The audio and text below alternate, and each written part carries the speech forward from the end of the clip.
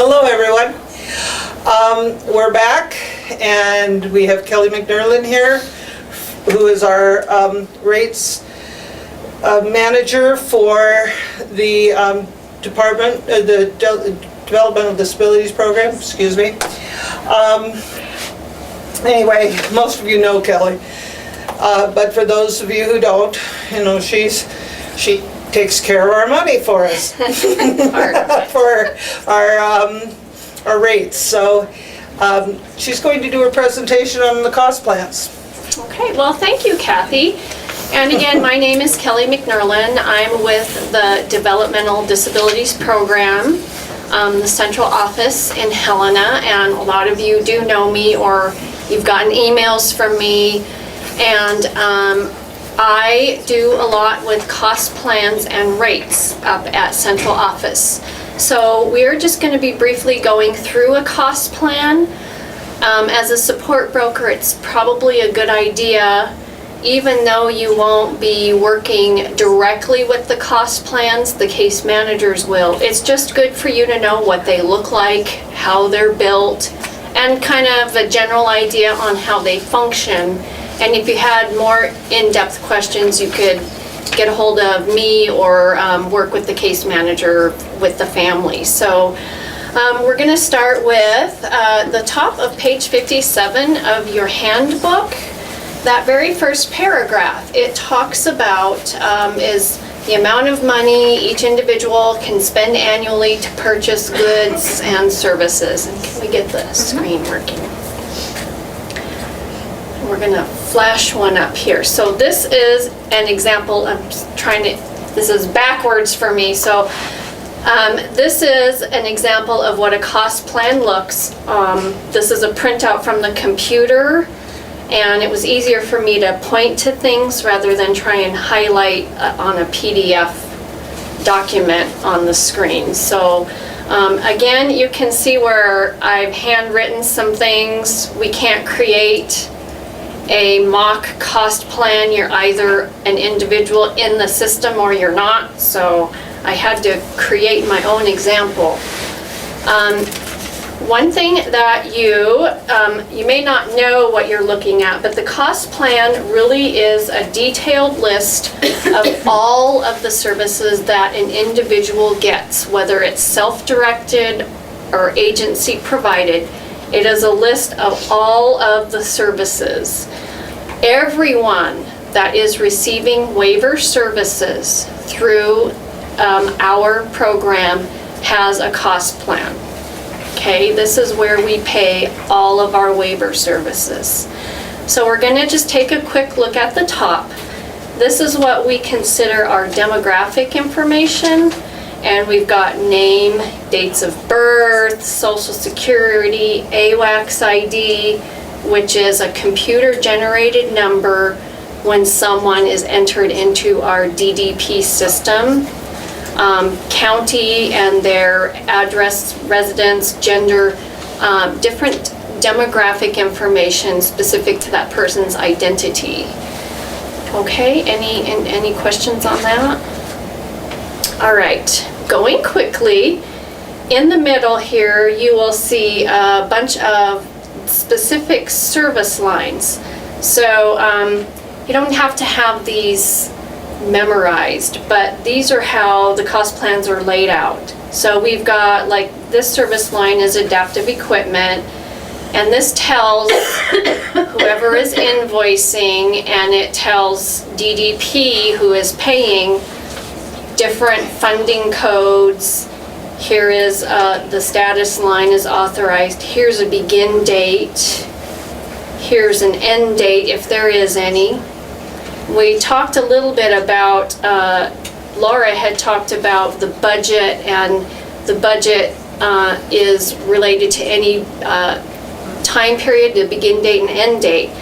If there is no end date, and I did parentheses right here just so you could see, then it's assumed that the end date is June 30th of the fiscal year. So, but you can end date it sooner. You don't, but it allows the cost plan to stay open and roll over year after year. Okay?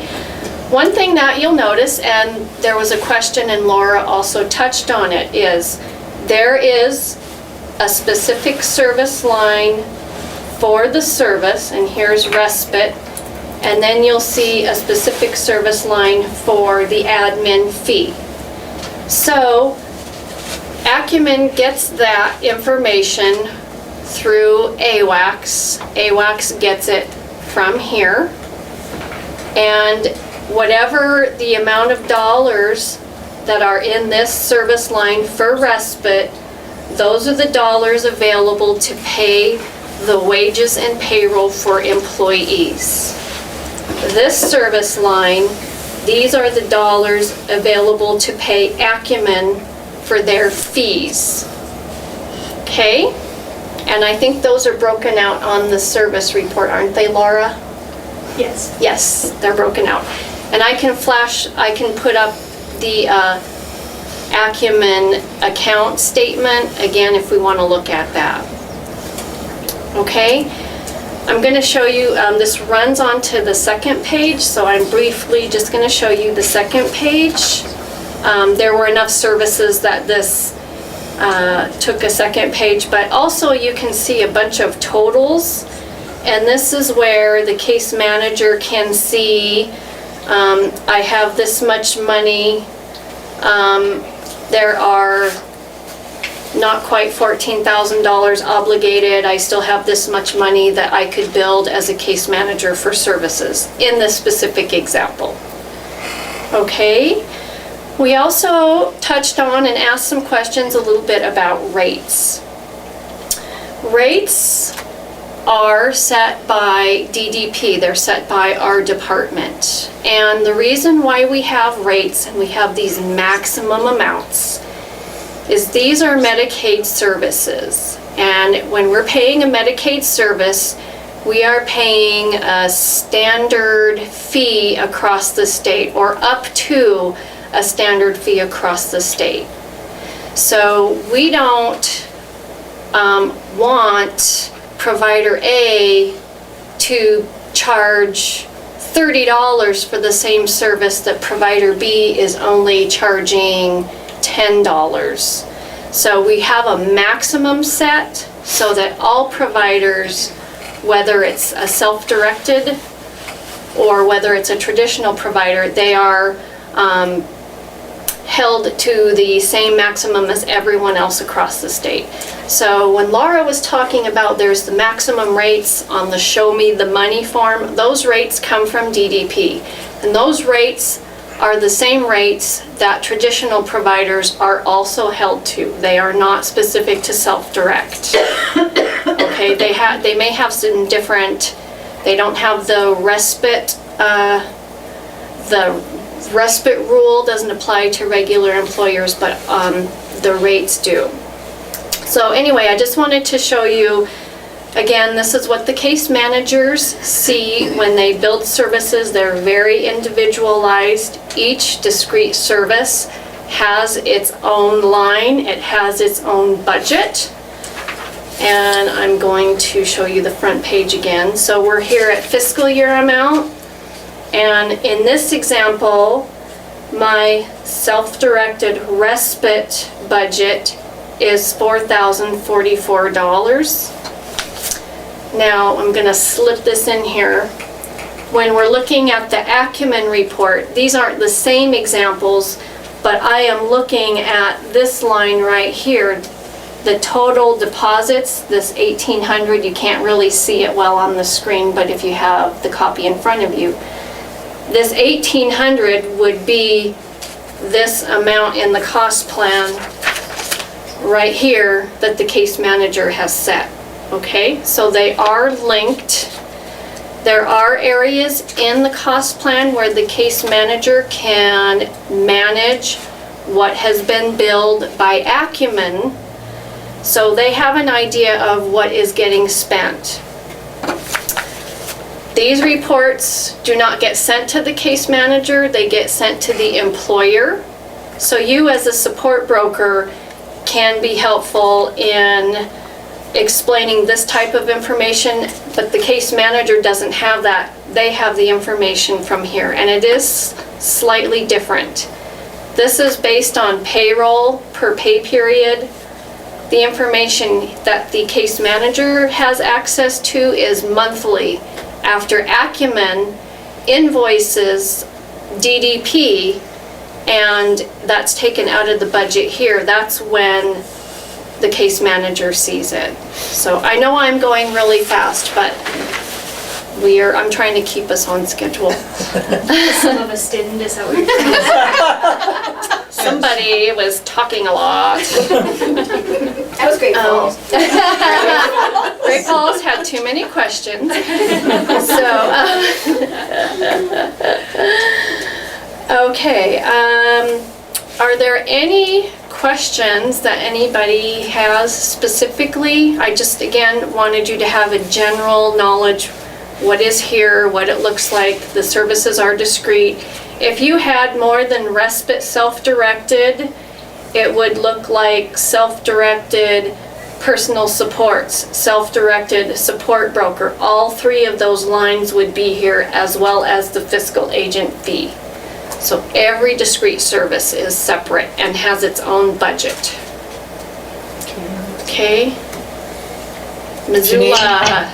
Kelly, I have a question. Hey, I'll be there on Tuesday, by the way. Good, thanks.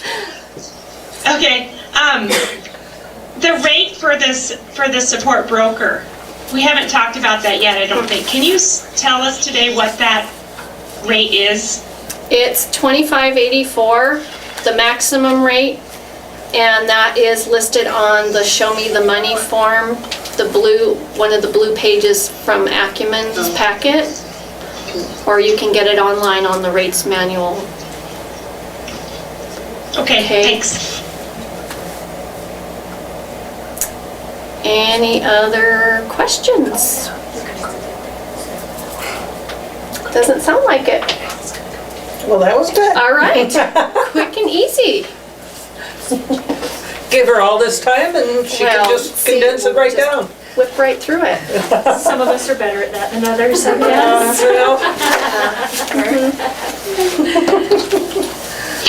Okay. This is Rita in Billings. Yes. Sorry, I can't let you out without a question. You had the admin fee for respite for Acumen listed separately. Is that the same as you do for provider agencies? Do they have a 15.44% or? Nope, the rate is built differently. The provider agencies, all of that is included in a different way. And so, to make a long answer short, no. Because all of your payroll and stuff is handled through the provider agency, and we just reimburse your provider agency. And also, one reason why we did it this way is, and this is probably more than you want to know. The document reader. She's getting it back up on the screen real quick. Is this one of the reasons why we created a separate line for the fiscal agent admin fee is, as a Medicaid service, we can't match it as much to Medicaid as we can match the actual delivery of services. So we had to have something separate because there's a different match rate for us that we can get out of Medicaid. And with a provider service, we just pay a rate and it's all inclusive. And so we match that at the same as everything else. Okay, and if you have more questions, Rita, I can explain it to you more later. Village. Okay. I guess, go ahead. I'll just wait. Kathy. Go ahead. Oh, okay, no more questions in Billings? Okay, all right. Okay. All right, thank you, everybody. Rita, you can call me if you have more questions. Just to answer your question, Rita, it would look like any other services. It would just say support broker, job connections. And it would be like any other services. It wouldn't be Acumen. We may put a self-directed component to it so that we can report on how much is paid through self-direction, but it would look very similar to what you already see as a provider. Okay. All right. All right, thank you.